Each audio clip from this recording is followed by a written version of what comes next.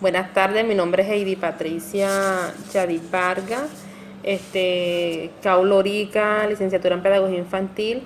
Hoy vamos a compartir un tema sobre las teorías representativas del desarrollo del lenguaje.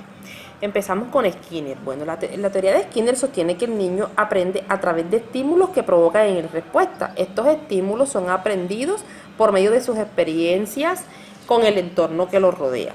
El organismo está en proceso de operar sobre el ambiente, es decir, está irrumpiendo constantemente, haciendo lo que hace. Durante esta operatividad, el organismo se encuentra con un determinado tipo de estímulo. Skinner representa en su teoría que el niño es capaz de responder a un estímulo mientras está siendo reforzado. Es decir, el lenguaje en el niño responde de forma condicionada al principio. Pero luego, después de su interacción con el medio, pasa a asociar palabras, objetos y animales. Bueno, nos dirigimos hacia la teoría representativa de Piaget. En la teoría constructivista de Piaget, los planteamientos se dirigen a que el desarrollo del lenguaje en el niño se da a través de forma progresiva en la construcción cognitiva, es decir, el lenguaje depende del desarrollo cognitivo del niño y esto se va dando en la construcción, y esto se va dando a través de formas representativas donde el niño es capaz de construir su conocimiento. Piaget concibe al ser humano como un ente autogestor que es capaz de procesar la información, luego interpretarla y la transforma en un nuevo conocimiento. Como dije antes, es capaz de construir su propio conocimiento. Por eso la teoría de Piaget la denominamos teoría constructivista. Bueno, cabe destacar que en la teoría de Vygotsky al principio sigue los pasos de Piaget. Pero sostiene que el lenguaje y el pensamiento parten de raíces diferentes, las cuales en su momento se relacionan.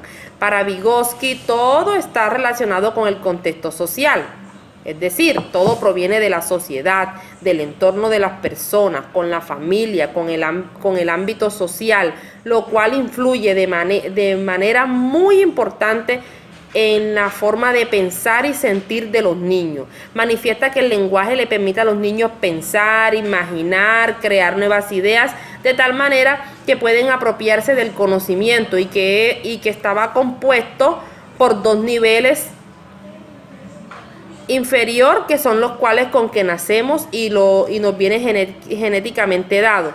Los superiores, que son los que se van desarrollando por medio de la interacción que establece con su entorno.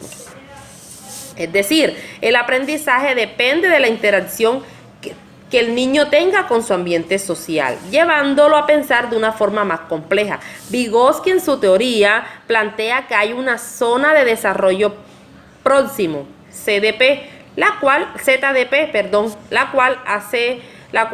es una distancia que hay entre una persona y otra en relación a sus potencialidades o habilidades desarrolladas, las cuales están ligadas a las relaciones que establece con su entorno, con su vida social. Bueno, aquí pues los dejo con mi compañera Darly, que fue con la que pues tuvimos la oportunidad de comparar este cuadro de hacer este cuadro comparativo y comparar las diferentes teorías representativas. Ella nos va a hablar sobre Chomsky y sobre Brunner. Y para finalizar, pues yo me identifico mucho con la teoría de Piaget.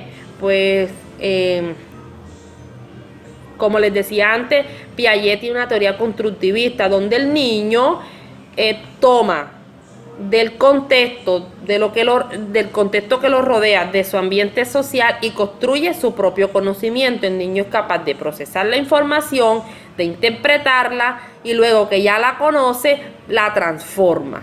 Muchas gracias. A continuación le voy a hablar de la teoría de Chomsky. En la teoría de Chomsky se habla de que el lenguaje en los niños se sustenta de forma innata, que no es aprendida, sino que los niños nacen con la capacidad predispuesta a aprender, sin importar si se presenta alguna dificultad. La teoría innatista manifiesta que el lenguaje está programado en cada ser humano, en el cual los niños empiezan a desarrollarlo apenas interactúan o se relacionan con la lengua de origen, con su lengua de origen. Es a través de la lengua materna que le permite interactuar con su entorno, siendo este el único necesario para poder poner en funcionamiento el dispositivo innato y adquirir el lenguaje. Dentro de la teoría también se habla sobre la existencia de un periodo difícil en el proceso de la adquisición del lenguaje, en el cual los niños pueden tener dificultades para desarrollar dicho lenguaje. Chomsky, a través de su teoría, sustenta que la base fundamental para el lenguaje está basada en la sintaxis, donde predominan un conjunto de reglas asociadas a unos símbolos de forma abstracta, creando de esta forma independencia ante situaciones que requieren de un nivel cognitivo. Por lo general, los niños muchas veces no aplican estas reglas gramaticales debido a que no se limitan y que muchas veces el contexto no se relaciona con dichas reglas. También encontramos que en esta teoría Chomsky nos afirma que existe un dispositivo que se encuentra ubicado en el cerebro, en donde se adquiere el lenguaje humano, el cual nos permite utilizar el lenguaje de forma instintiva, en donde los seres humanos estamos programados para que el lenguaje fluya de forma voluntaria. Solo la relación expuesta en el medio se puede adquirir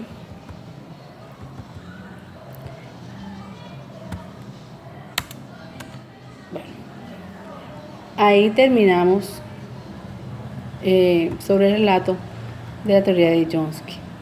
A continuación le voy a hablar sobre la teoría de Brunner.